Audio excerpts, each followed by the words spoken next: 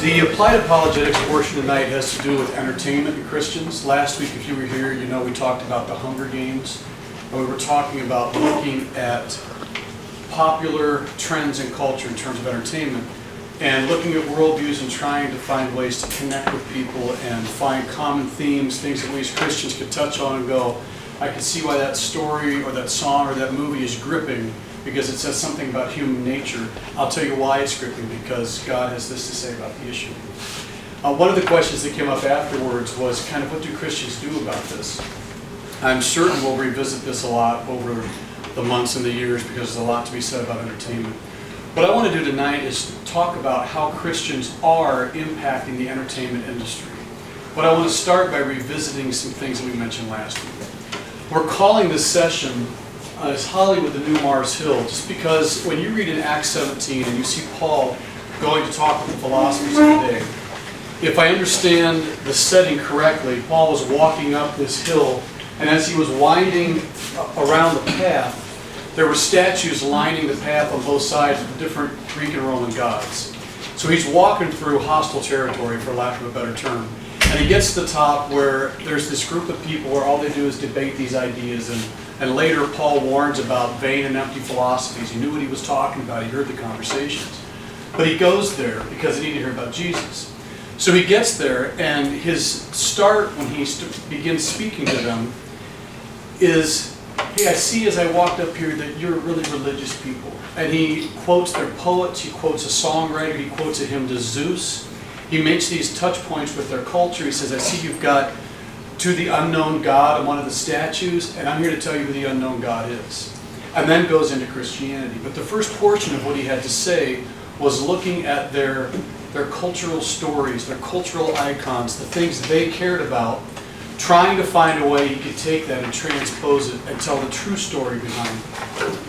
I think you see the same thing happening in Hollywood. Entertainment's probably the most influential thing in our culture. And there's a lot of lousy stuff that comes out of Hollywood. And I'm using Hollywood, by the way, to include entertainment in general. Books, movies, TV, music. They're not all out of Hollywood. It's a catch-all phrase. And the question is, not only what can we do by looking at the stories and finding a way to connect them, but then what can Christians do to proactively connect and influence and impact the stories coming out of Hollywood? A couple things to note. Last week, Scott posted a link to a website, an article by a guy named James Harleman, who talks about the meta-narrative, which is just the big story that kind of is the hum in the background for all of human history. That no matter where you go in a culture, whether it's mythology or for us entertainment or the common stories or whatever, you have a pretty basic template. There's a creation, something starts, there's a conflict, something's gone wrong, and there's a solution, somebody's got to fix it. Now, as Scott pointed out at the beginning, different world religions have different ways that they work their way through this. And non-religious people have to work their way through this as well. But everybody acknowledges this. Something started, something went wrong. How do we fix the thing that's gone wrong? When you look at different movies that have come out, you see, I'm going to throw a bunch up on the screen here, you can see this very clear conflict resolution. And to put it in more Christian terms, there's a problem that needs redemption. So what is the dilemma? What needs redeeming? If you saw Titanic, I'm sorry you lost 3 hours of your life. But the dilemma that's in that movie is someone looking for love and for connection. And the redemption comes from another person. In this case, Rose finds redemption in Leonardo DiCaprio, at least for a time, until he drowns. In fact, at the end of the movie, there's a real telling quote where she says of him, he saved me in every way I could be saved. It's your clear savior figure in the story.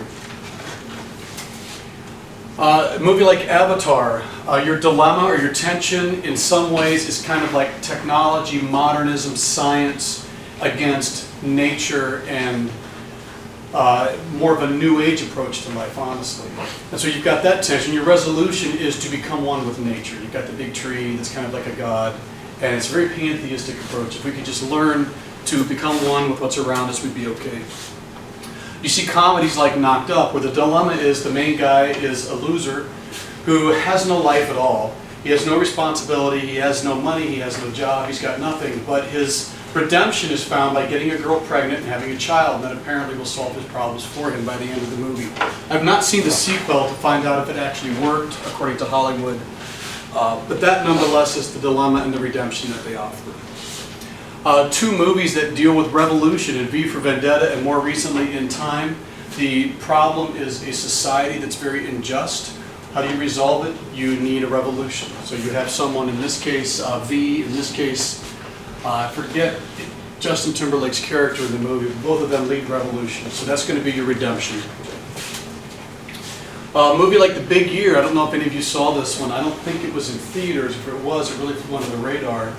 A couple big names in comedy, but the premise of the movie is three guys who are bird watchers, and they're trying to get a big year, which is become the person in the world who sees the most birds, which I know sounds thrilling. It was actually a very entertaining movie. But the dilemma for all three of them were relational ones. As the story progresses, you realize they're all trying to find meaning, they're trying to make their lives count. And Jot these up? sure, you can pass those out. And as the movie unfolds, and I don't want to give away too much because it really is a cute movie to watch, the solution or the redemption for all of them is relationships with the important people in their lives. One of them does not find it, but the other two do. So it's salvation or redemption through other people. If you saw The Matrix, the problem is you're living a lie. You're living in an imaginary world. You've been deceived. The solution is truth. There was a lot of biblical imagery in the first Matrix movie, though it was very confused with other things. But at one point he has to choose, do you want truth or not? The classic is, of course, Lord of the Rings. Your conflict is much more of a good and evil one, though there's lots of smaller conflicts with the characters. But the title of the third movie or the third book give you the redemption. When the king returns, it will be okay. But you've got to wait for that king to be there. Tolkien, obviously, as a Christian, is embedding, and he said this in a lot of things he wrote, very purposefully embedding a Christian solution, a Christian worldview. So, of course, you see it come out in the story. I'm going to show you a little clip from Batman Begins, because I think a little short conversation captures what, in general, most people think of when they think of finding redemption. If you've seen this movie, you will recognize this clip. How are things? Job's getting worse. Can change the world on your own. What choice do I have? When you're too busy swimming. Rachel, all this,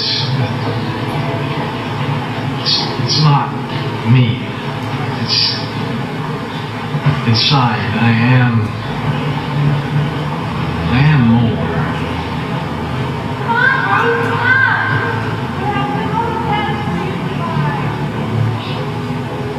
Bruce, deep down you may still be that same great kid you used to be.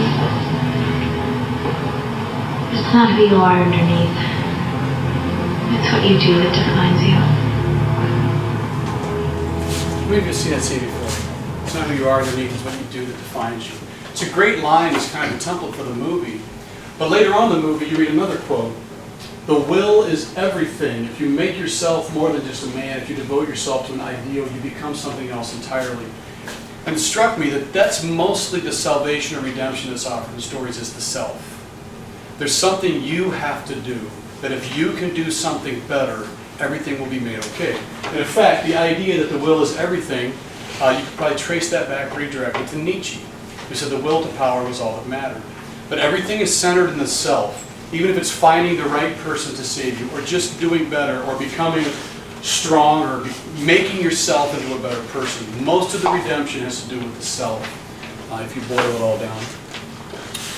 But within this context, and you've got these stories, Christians are looking at this template and going, okay, so we have this universal idea of there's a problem, we've got to fix it. That resonates with people. But what's difficult is that without a true solution, you're not going to get a good redemption story. You're going to be led in directions that will ultimately be self-destructive, because if you're told time and time again, other people can save me, and you start to rely on other people to save you, that never ends well. Or if you're told over and over, I can save myself if I can just will myself to be better, that's going to catch up with you too. So Christian filmmakers, for example, are looking at these stories and going, right plot, wrong conclusion. How do we step into this arena and start making stories that resonate with people, but lead them to the right conclusion. You're going to watch a short clip of an interview with Ralph Winter, who's the producer of the X-Men films. I think he did some of Star Trek earlier. He's done quite a few things other than that. In fact, he's helped get a number of specifically Christian films off the ground as well. But he was interviewed recently on the show, and he gave his philosophy behind what he tries to do with films. And is there something, I'm looking for stories that have some redemptive thread inside of them that points to the gospel, points to a deeper meaning in life. I think movies that you can make, and I love this about the X-Men movies as well, are just, they ask great questions and get a discussion going so that afterwards you can have a discussion about it. Note he said, what great movies do, they don't always answer your question specifically, they get a conversation started, which what Scott was pointing out is not a bad idea. Start asking questions.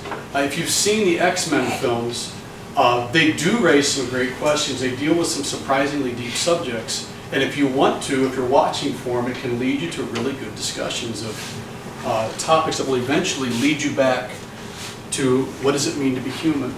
How do you decide what's ethically right and wrong? Why are the good guys good, the bad guys bad? Ralph Winter says, I want to get the discussion started to get people thinking about things. Here's a quote from Scott Derrickson. He made a movie called The Exorcism of Emily Rose. And Scott Derrickson is a Christian. And I don't know if you saw the movie. Anybody here see The Exorcism of Emily Rose? It's based on a true story of a young girl who died during an exorcism and it became a court case. So Scott Derrickson tells the story as the court case unfolded.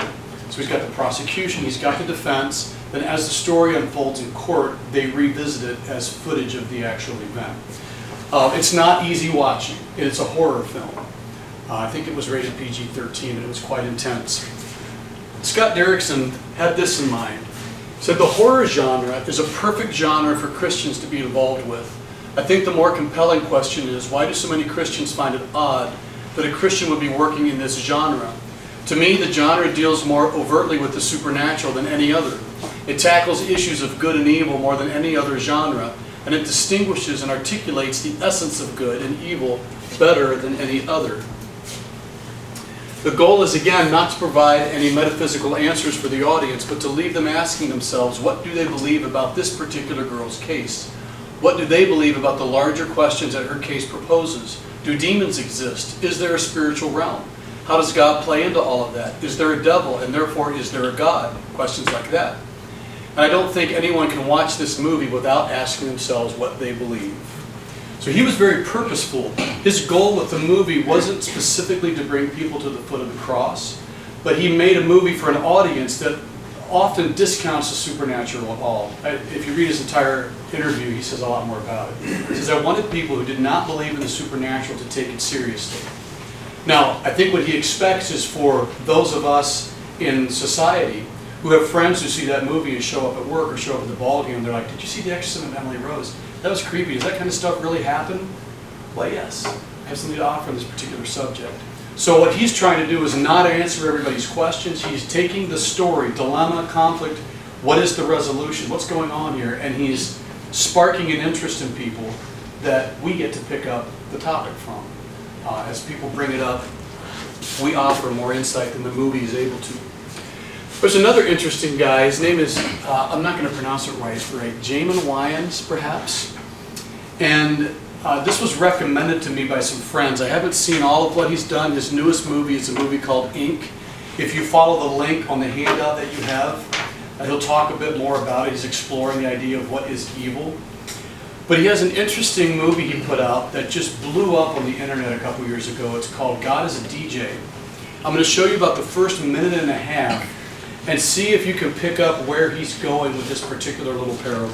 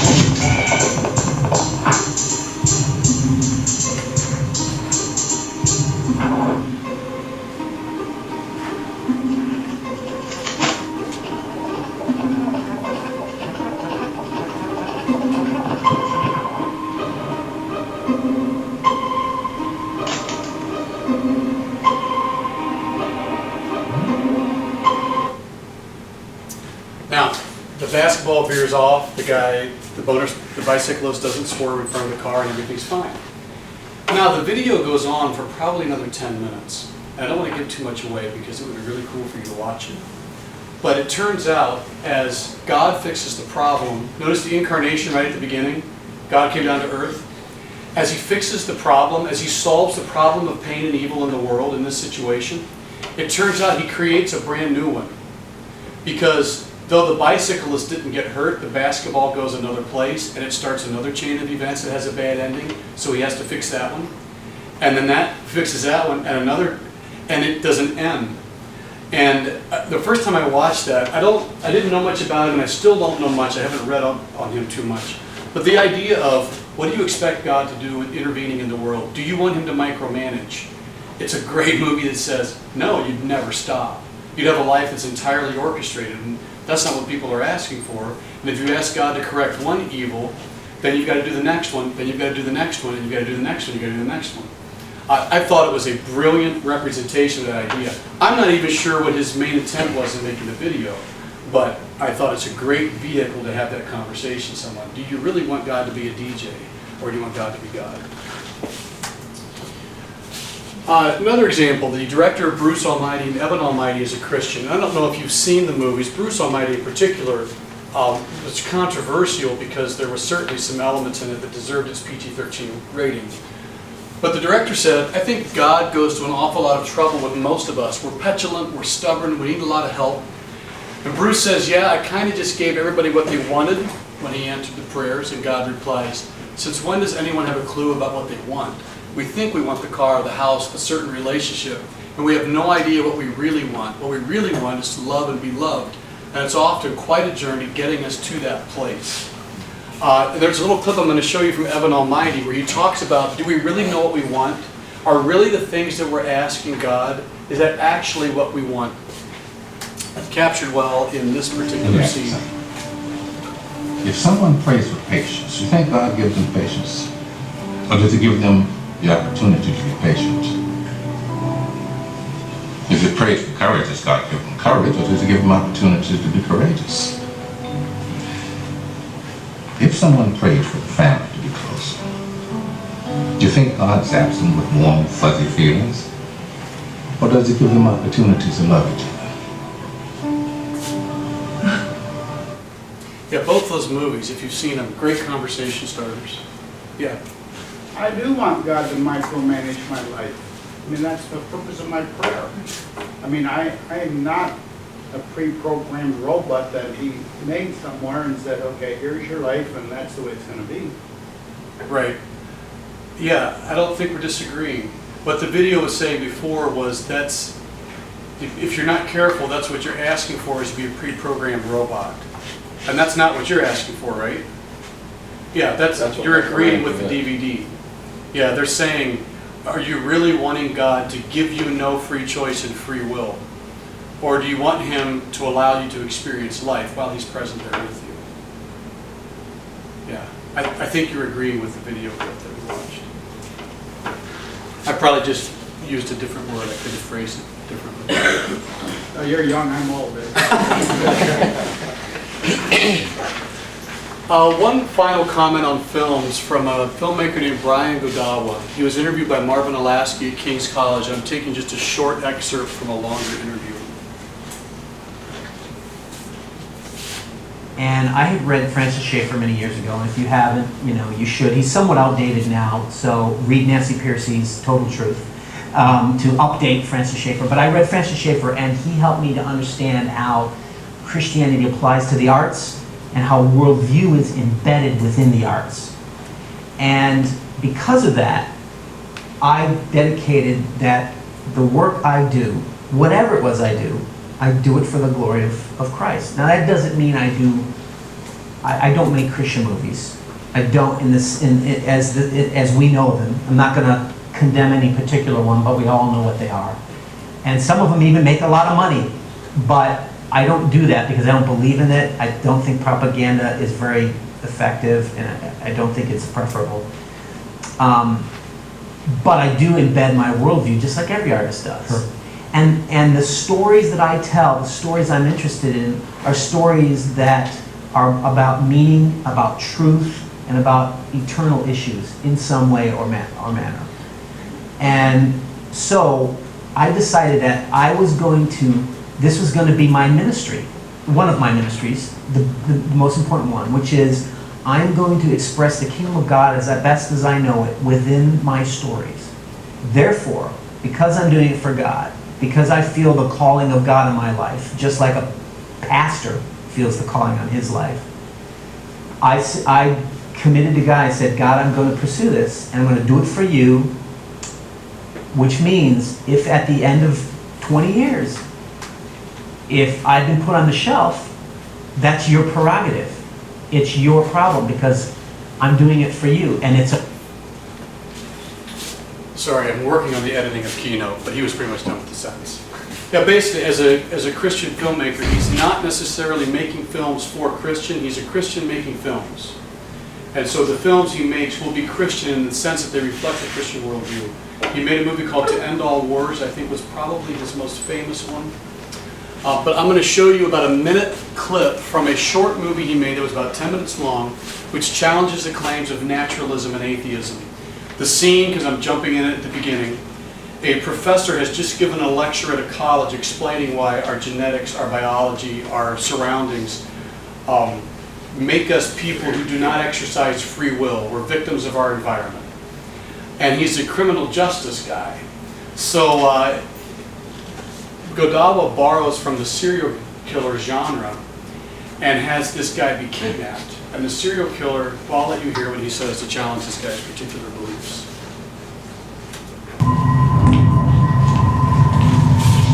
Hello, Dr. Key.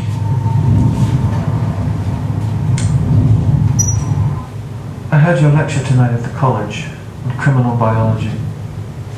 DNA, instinct, and aggression.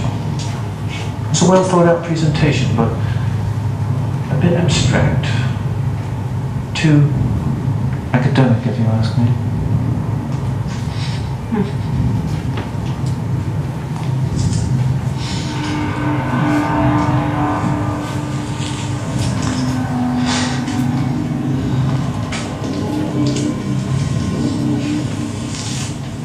What I want to know is, have you ever really lived out your theory? Or are you content writing your papers inside your ivory tower, torturing your captive audience of students with your intellectual posturing? What do you want from me? I'm here to test your hypothesis. You're a sociobiologist, are you not? Yes. Well, in your lecture you argued for the genetic origins of crime. Biology determines behavior. Well, I'd like to debate you on that. Only in this debate, the stakes are real. So as the DVD unfolds, the stakes are, if you convince me that, and I might get this wrong, I might get them turned around. If you convince me that I am not at the mercy of my biology, I will let you go. But if you can't convince me that biology is destiny, I will kill you, because that's what my biological imperative is telling me to do. I'm not going to tell you the end, how that particular one resolves, but I thought it was a brilliant artistic representation of putting a real-world scenario to a lot of ideas that people like to talk about. Hey, what if we're all determined? Okay, what does that look like if you're in a room with a guy like this? You see a link on your paper to Brian Godawa's website. He's got a lot of good stuff on there. He's written a number of books. He's something of the gold standard, I think, in Christians talking about not only how to discern, but how to use entertainment well. A couple things about literature. One of the authors I enjoyed in college a lot was Flannery O'Connor. She was a Catholic writer who wrote specifically to a non-Christian audience. And I remember reading my first ever Christian serial killer story from Flannery O'Connor. It was a story called A Good Man is Hard to Find. Brilliant story. And Flannery O'Connor was very much of the impression that in a culture that is increasingly jaded, you have to shock people to get their attention. So her stories were shocking. She's one of the more creatively violent writers that I have read. But she was very purposeful about it. She said, I have an audience that needs to hear the message, and I've got to get it through. I've got to do what it takes to get them to hear it. Building out of not just Flannery O'Connor, but others like G.K. Chesterton and C.S. Lewis, Tolkien, you have an increasing number of Christians writing books not targeting a Christian audience, but meant to target an audience that doesn't automatically believe the Christian worldview, but they're going to embed their stories with things that reflect it. A new book that is, well, a series that's becoming very popular is called Divergent. Veronica Roth, if you visit her blog that I've linked you to there, she's an outspoken Christian. This particular book is being billed as the next Hunger Games. The film rights have been bought already. It'll be interesting to see where the series goes and where the films go. Stephen Lawhead is one of my favorite Christian fantasy authors. He's picked up in Tolkien's tradition, and he is immensely popular in non-Christian circles, and for good reason. He's an excellent author. Dean Koontz is a Christian who writes horror fiction. He was not always a Christian. If you read some of his older stuff, it is both grim and hopeless. But after his conversion experience, he still writes to his same fan base, but he said in interviews now he embeds everything with hope. The particular book I have on the screen from the corner of his eye is a blatantly Christian book. It was a brilliant book, very creative, a discussion of multiple worlds and heaven and hell and all kinds of things like that. Frank Peretti's another popular guy, Ted Dekker, both of them, and there's the book they collaborated on. Once again, horror, oddly enough, as the genre they chose, and Ted Dekker continues to write in a fairly dark vein. Now, you might not agree with all these guys' approach, same with the filmmakers, and that's okay. Let's grant to them that they're trying very hard to figure out how to be missionaries in a culture that is often not receptive to the gospel message. So they're trying to be the wise as serpents, harmless as doves model, and having quite a bit of influence, culturally speaking. And I don't know if you're familiar with them or not, but I'd be interested to hear your opinion if you would check any of those books out and let me know what you think. One other literary component, it's a guy named Doug Tenneple, I hope I'm saying his name right, who does a lot in graphic arts. Does anybody know his name? It's Tenneple. It's Tenneple? Mm-hmm. He has this to say on his blog about his involvement with telling stories with graphic novels.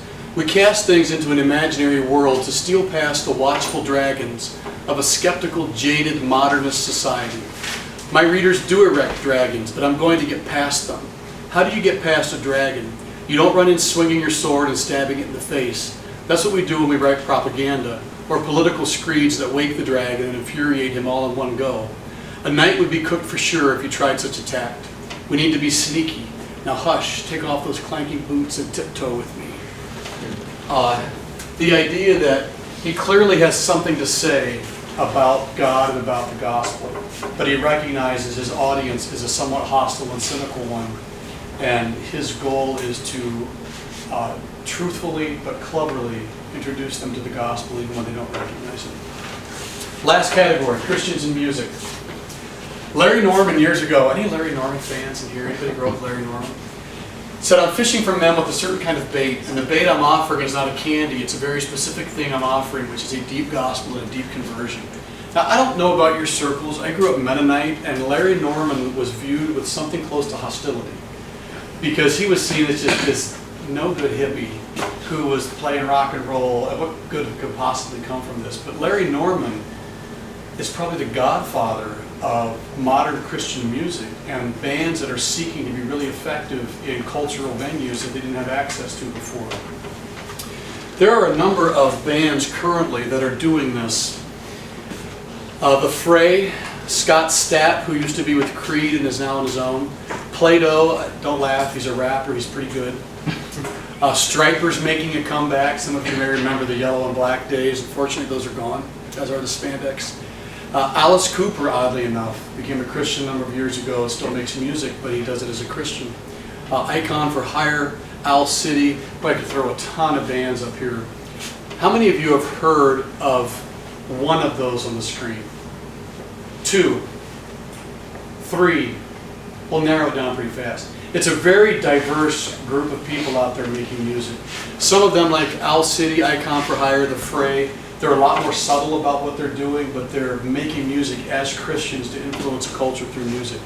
I'm going to give you a couple snapshots of some very mainstream bands. They're not recognizable everywhere because it's tough for a band to achieve that anymore. But here's just a couple. Need to Breathe, for one, and they're going to be at Unity Fest this year in Muskegon, and I'm geeked about it. One of my favorite bands.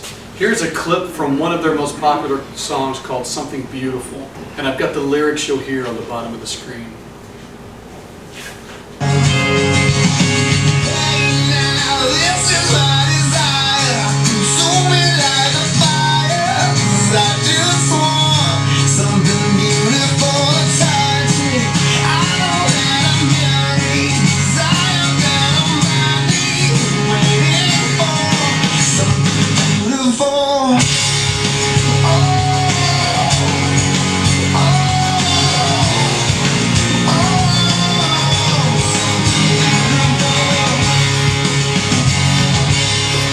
Need to Breathe is a band, you've got to listen to their whole CD because they have many, many songs in there that don't appear to be Christian at all. But they're very purposeful, I think, in the albums that they make. They're telling a story on their albums, and you got to hear the whole story, not just a chapter. But they just came off a tour with Taylor Swift, which was selling out Staples Arena and venues like that all over America. They've really done a good job of making quality music that's giving them inroads. Second one is perhaps my favorite band right now, Switchfoot. This song is a number of years old, a song called Mess of Me, which is a great song that acknowledges where the trouble lies in humanity, lest there was any question. I have the chorus in the words. I think you'll be able to understand the verse.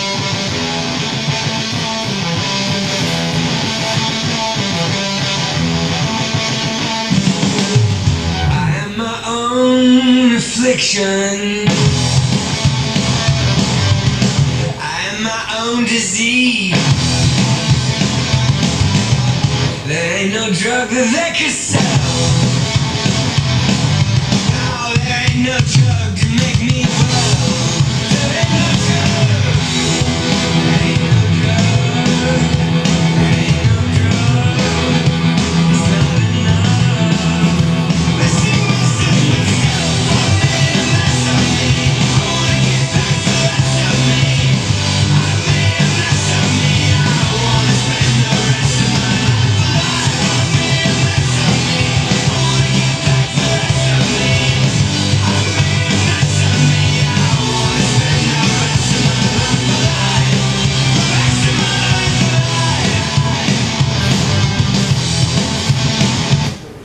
Their new CD is brilliant.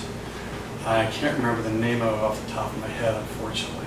But Switchfoot, fantastic band. They've got deep lyrics. They're very good at what they do.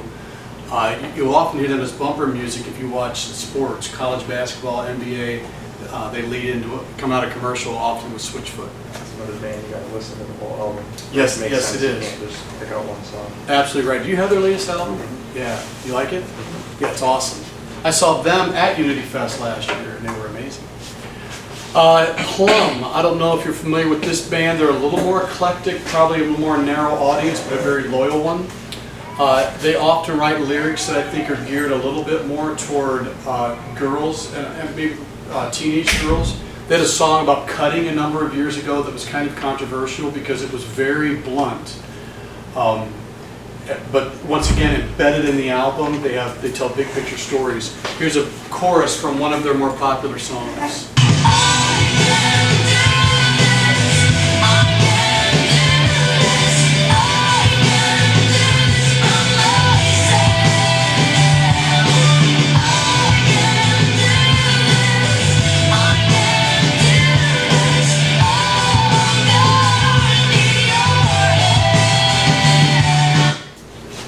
Sorry, this is snapshots.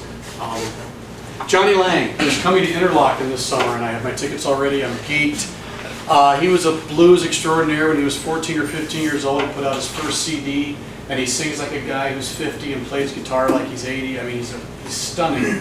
He was not a Christian when he started. He became a Christian, and his latest studio CD is called Turnaround, and once again, it tells a story, start to finish. He's got some great songs in there about his conversion.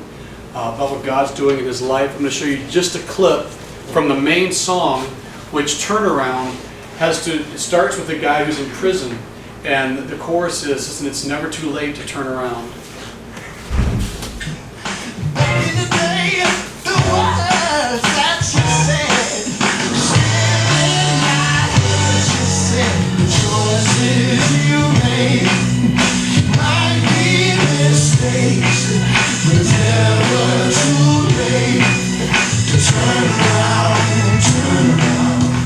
I've used some of his songs at church actually to wrap up some sermons. He's got some really cool stuff, and he's in Interlochen with Buddy Guy, and I got front row seats, so I'm excited about Johnny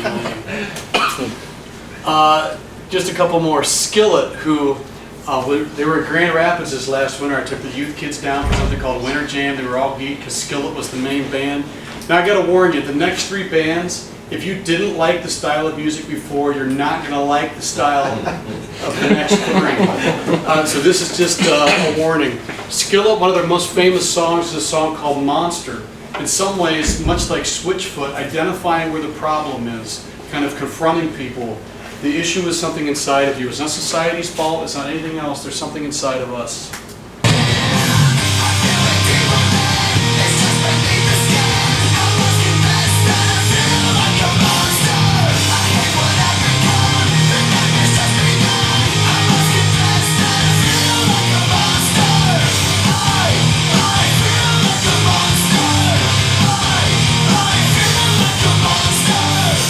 I'm smiling as I envision 10,000 teens singing that in Grand Rapids. But recognize, once again, they tell a story on their albums. I mean, kids, they'll connect with this because this resonates. There's been times I felt like this. Now, it's just one song. They've got many more songs that offer the rest of the message. But they do a great job of writing individual songs that click. Flyleaf is another one that has a lot of a secular following. Note the lyrics to the one I'm going to play here. It's the story of the rich man Lazarus. And while the song does not say that explicitly, it's the kind of song that, once again, will hopefully have someone ask their friends, "What is this song about?" And you're like, "Oh, let me tell you what they're referring to here."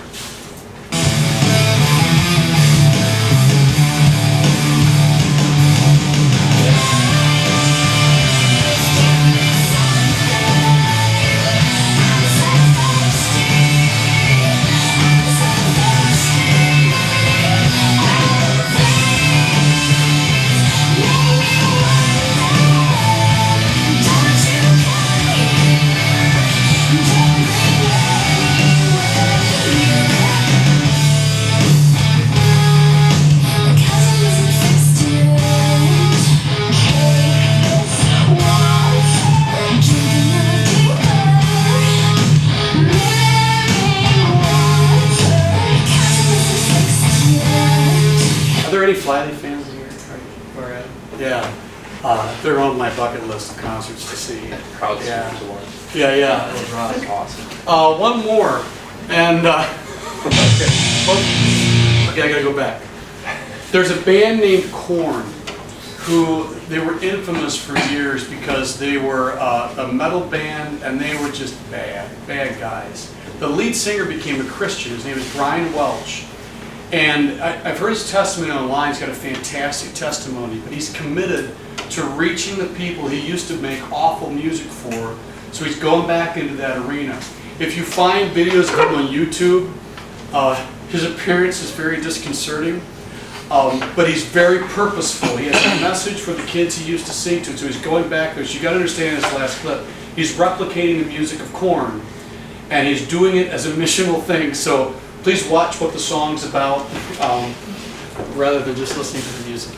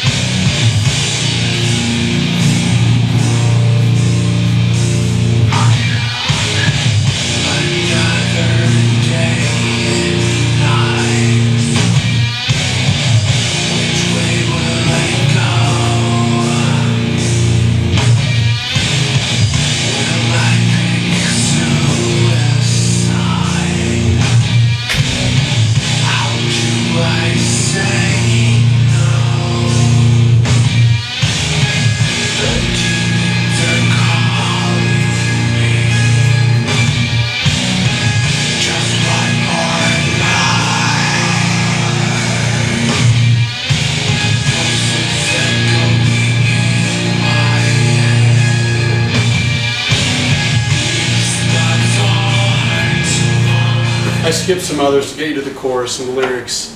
God, save me from myself. I'm begging you, save me from my hell. Now, how many of you like that music? I figured the numbers would be small. Yeah, it's not the kind of album I'm going to go buy, but you know what? A lot of people will. And he's reaching an audience that's never going to come to my church and hear me preach. So you're seeing Christians all throughout the entertainment industry who are actually learning a lot about how to make good entertainment. Books, movies, music.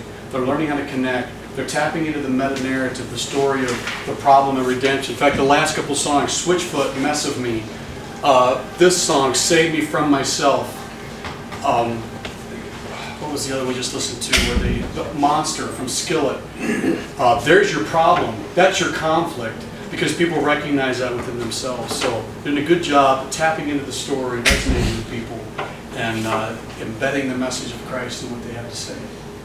So there you go. That's my presentation of what's happening in the entertainment industry. Apologetics is entertainment. And questions, Doug? You hear statistics like so many thousand come forward at a really grand crusade. Any kind of statistics on these kind of things? It depends on the venue. Like when I take kids to youth conferences like the Big Ticket or Winter Jam, when they do altar calls, the altar floods.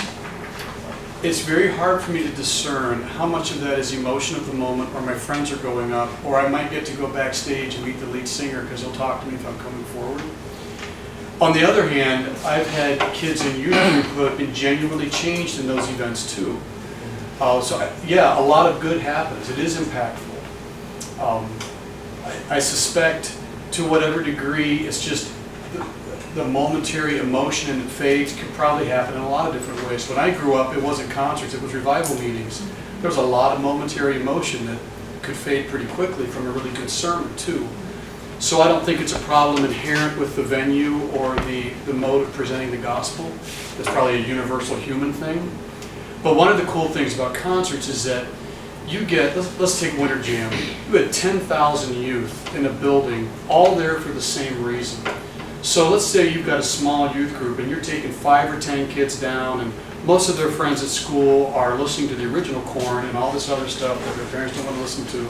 Like, oh, my parents are whatever, my friends don't think I'm cool. Now suddenly you're in a place with 10,000 other youth who do think it's cool and are excited about it, and they're singing along with the songs, and they're dancing, they're having a good time, and this is the place to be, and suddenly you get this much broader picture that I'm not alone. I think that's probably more important than the concert. When we were down at Van Andel, to see, they had to open the doors early. I think it was because there were so many people in line. It wrapped Van Andel twice and was going down the street until they finally opened the doors 15 or 20 minutes early. And they sold out easily. There was 1,000 people stuck outside listening to musicians come out and do acoustic numbers.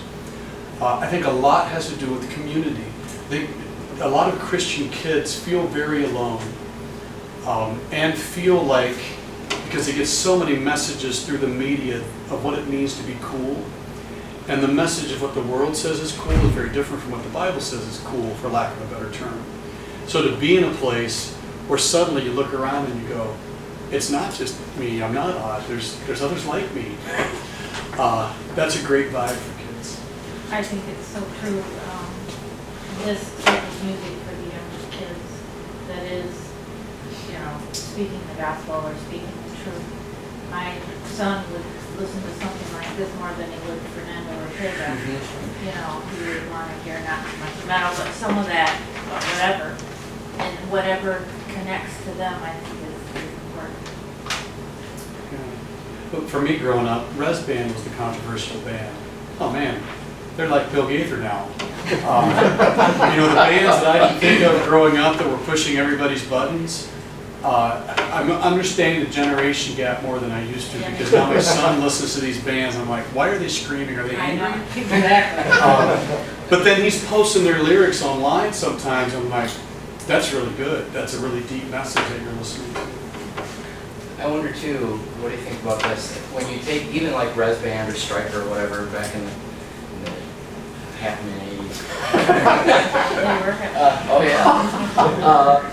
There was still no confusion. I mean, yeah, they offered Christian kids something to listen to, but there's no confusion. It was still Christian music. Right. Where some of these others are more subversive, especially when you look at in the movies like Godawa stuff and stuff. It's not, he makes no bones about that he is selling the Christian worldview, that's his message, but that doesn't come across as overtly in what he's putting out. So, do you think in all of these different genres and mediums that you're talking about, is it Christian movies, Christian music, all that kind of stuff, that's going to get a different audience altogether? Yeah. Where these things, regardless what you think of them, you've got all these different areas. You got Christians selling to Christians, and Christians being more explicit outreach stuff, and then this embedded subversive, we've got something to say, but if you go in waving a cross or a Bible, you're probably not going to have that, Right. that venue. Think of it through the more disciples or better disciples template. There are some artists, musicians, writers, etc., who God has called to help make better disciples of those who are already Christian. So they're going to make specifically Christian music to build a Christian audience. The language they use will be different because the lingo will be more understood by people who are have more exposure to the Bible. What they're going to write about is going to be more specifically theological, or maybe even to some degree in-house issues, so to speak. But then you've got other people that God's called to make more disciples. They're going to have to use a different language. You can't say sanctification, have it be understood if you're Brian Welch. So how do you explain sanctification in a way that can be accessed? Well, I think you can, you're just not going to use that word. So I think it's just different callings, and the important thing is for people to be faithful in what they've been called to. What you see here with these last bands is they know, or they believe God has called them to this particular mission field. Okay, how do I speak their language? How do I understand their customs? How do I communicate effectively? How do I remove roadblocks to the cross? And that's their goal. Now, someone who's called to minister just in the church, I think there can be a tendency to look at those people and go, I think they're compromising. I think they must be way out in left field. They're, for whatever reason.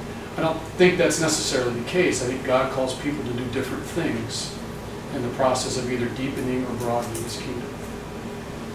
Well, the secular world, they're out to desensitize us to the evil things. So, even when I don't like this stuff, why shouldn't we go in and sensitize them to the things of God? Reverse that trend. Yeah. When we visit Jesus People in Chicago, there's a guy who lives there who's a film critic, and he's a horror film critic. And I've had some fascinating conversations with him, and he's talked about how that is a group that is wide open to a presentation of the gospel, because one thing they get is the reality of evil, which most people have just kind of ignored and just they've become numb to it. But in that particular venue, he has great opportunities to talk about, hey, you're right, evil is real. Here's what evil is, and here's the solution. He's not a filmmaker, but he's pretty influential actually in those circles, and he very much sees it as a mission field and a very accessible one. Whether you're talking about movies or books or music, I find this very encouraging because it's all stuff I don't see and probably won't. But now I know that someone is looking at it and has a bullseye on it. I think it's very encouraging. It's great. I mean, I didn't. When I first heard Flyleaf, I didn't even know what they were. Same thing with Skillet. I heard the song on like The Rock or something. I was like, man, this song is really good. And I don't normally listen to The Rock. And I was like, this. And then I started listening to the lyrics. And I'm like, this sounds Christian. And then I had to go on the website and look at the band and read more about them. And I was like, wow, this is great that this is out there. And your experience is exactly the plan. To get people's attention, you go to the website, what are these guys about? Why do I like them so much? Yeah. So I was probably the biggest advocate that music doesn't define who I am.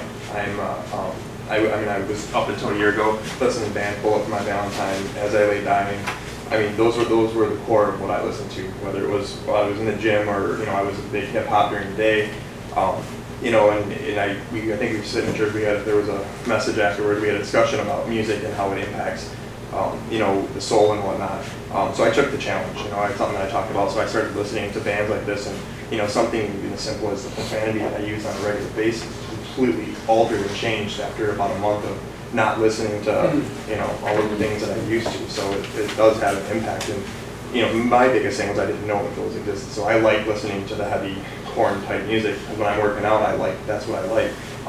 You know, and that's what I needed to get through that part of my, you know, my day. Right. And having an alternative to do that is, you know, changed my paradigm of the world almost. Just the way I look at each individual thing and how I interact with people. It was an eye-opening, I guess. Yeah. When I was listening to a couple of bands that were describing the problem being us, obviously they're not in First Baptist Church on a Sunday morning.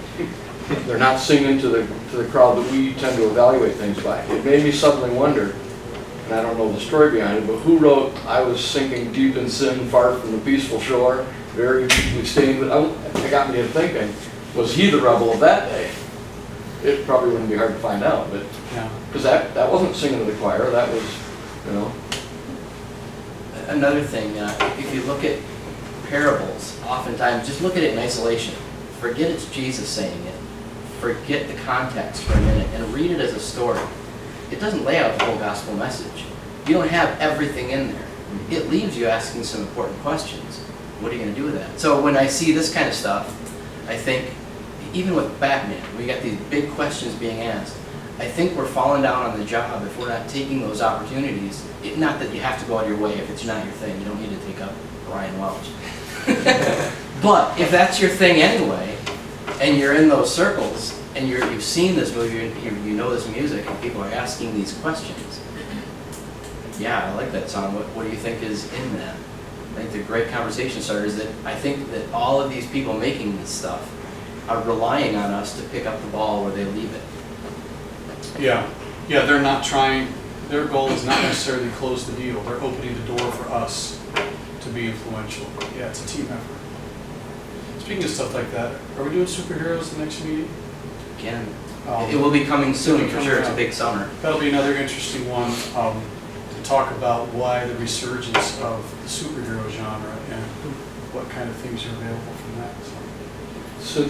Since I started using Facebook years ago, I became aware of a monstrous crowd of young adults in Traverse City that are very upwardly mobile, very good at what they do, whatever they do. They're very social, they're very gregarious, they're very out there. And I thought, holy cow, who's going to reach them? Well, I mean, it's not going to be what many of us do on Sunday morning. Who's going to reach that upwardly mobile, don't know they have a problem, but display it daily? Who's going to reach that crowd? Well, the cool thing with something like Facebook is you can tag videos all the time. Yeah. Put them on your wall, Yeah. send them to a friend. Hey, I think you'd like this band. It's an easy bridge builder for people. But to be able, like you're saying, to be able to enter the conversation with another spin on it is a very valuable tool. Anybody else? I just think, you know, it's not really a new thing. It's just that we recognize it as new. But if you consider even C.S. Lewis or Jared Tolkien, the things they wrote were not what you would consider Christian. They were fantasies, there were dragons, and there were magic, and those things, at least as I grew up, those things were shunned as far as Christians are concerned. You didn't have anything to do with magic. And even today, some Christians would say that Harry Potter, you shouldn't go see that because of the way where it goes and things that they bring up. And so, you know, he used a genre of fantasy and underlying, he wasn't overtly Christian about it, underlying all of his fantasy stories is the gospel. And to give you an idea of how impactful that was, Philip Pullman, who was an atheist, wrote a trilogy of books specifically to counter Lewis's Chronicles of Narnia. The Golden Compass was the first one, which was made into a movie that tanked. But Pullman said he didn't like that Lewis had captured children's imagination with the gospel. So he wanted to capture children's imagination for atheism. So that's what the Golden Compass trilogy is. But yeah, it gives you an idea of how powerful the imagination is in influencing people. All right. That's just it? That's all I have to say? I got no official fancy closing or anything. Take those cards. If you know anybody, stick them on a church bulletin board or hand them out to people, whatever. That's all. Thank you.